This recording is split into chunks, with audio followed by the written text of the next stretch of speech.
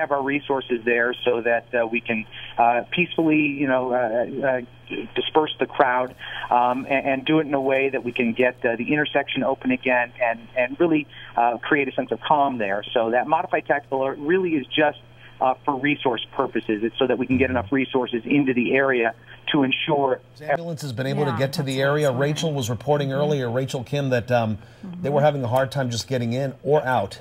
Well, yeah, of course, with 300 and 400 people sort of running in every direction, makes it very difficult to get resources in there. We work quickly. This progression is due to a lot of this intersection. Take a look here. This is literally at Slauson and Crenshaw. This is the intersection, bring a lot of the crowd out. In fact, one ambulance is able to leave or was able to leave with a patient inside. Lieutenant on scene just told me that everybody who was injured or stabbed has been loaded onto ambulances at this point, so there are no more victims here out on the curbs or street or sidewalks. So that is the good news.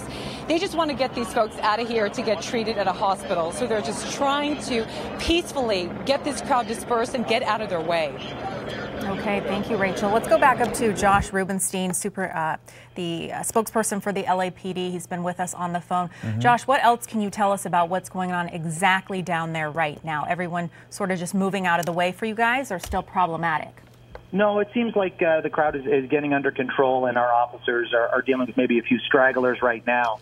I can tell you that from what I've heard, that the fire department did not have any issues getting their ambulances in there, and really what we are seeing, the injuries that we are seeing, are really from people running and sort of that melee that occurred right as the incident happened, and not from any kind of stab wounds, and as we said, there were no reports of any gunshot wounds either. All of those injuries, as I'm hearing right now, are all minor at this point. Well, that is a good thing, and there was a lot of broken glass on the street, so people could have tripped, fall, and what may have looked like a stab or a cut may have been early on reported to us. So that is definitely good to clear things up there, Josh. Now, Josh, are people going to be allowed to come back in, or is it just dispersed, cleared for the evening, come back tomorrow? I mean, how does a situation like this unfold? Yeah, we've did the dispersal order. So tonight the vigil is over, but tomorrow I'm sure that the group will come back again tomorrow. And as long as everyone is peaceful about their mourning, we see no reason to step in the middle of that. And I know it's early, Josh, but do we know exactly what caused that sudden, fleeing of people from the area there when people just started to scatter? Was it a fist fight? Do we know? We don't know.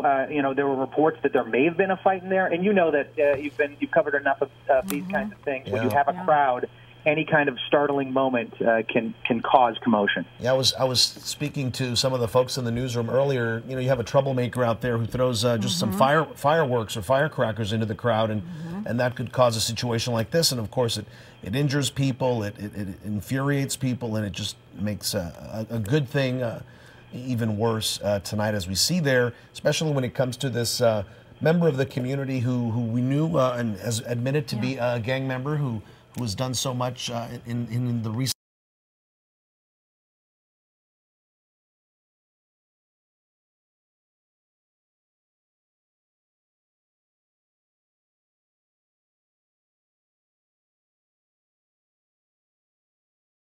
to make his community a little better. The scene out there, we've heard possibly 6 people stabbed. There were reports of a shooting. We heard from Josh Rubenstein, the spokesperson for the LAPD. Those shots fired were erroneous, so thankfully no one was shot, but possibly 6 people stabbed and a lot of people possibly hurt. And you can see the scene out there right now.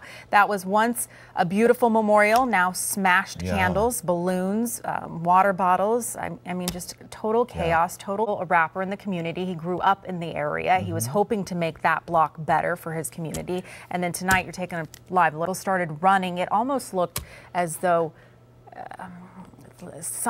fireworks, something had happened, obviously, and people just ran. That was serious enough to scare people, and of course, when you have a lot of people starting to run, everybody runs, and even though you may have not have heard something, you definitely don't want to take a chance. Again, this is happening at the corner of Crenshaw Boulevard and Slauson Avenue. This is in South Los Angeles, specifically the Hyde Park area. As you see there, Stu bringing us these pictures now of the LA Fire Department there that has been on the scene treating those people injured.